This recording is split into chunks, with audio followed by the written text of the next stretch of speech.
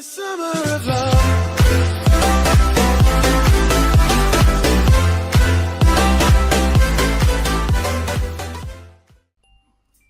What's up everybody, Kestup here, and today I will show you how to reduce lag in gaming.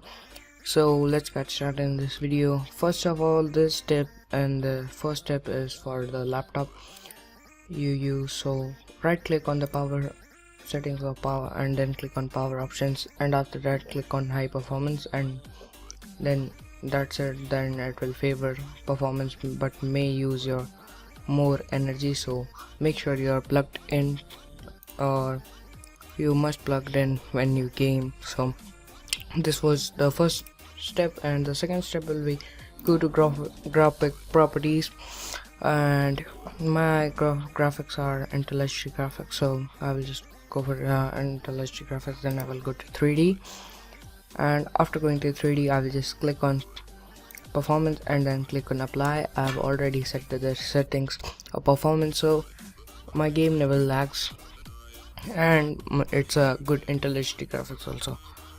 So now what you're gonna do is open run command, run from Windows to run, and then you have to click temp percentage, okay, and control it, and then shift delete, and this will shift delete everything, and then click on yes, and these files will be completely deleted. These are the junk files of your computer. Then after that again you have to go to run and then click on temp, and then these files will open, and then control A, shift delete to permanently delete these, and just keep these files, and these junk files are deleted. One more junk file are there, and which is prefetch.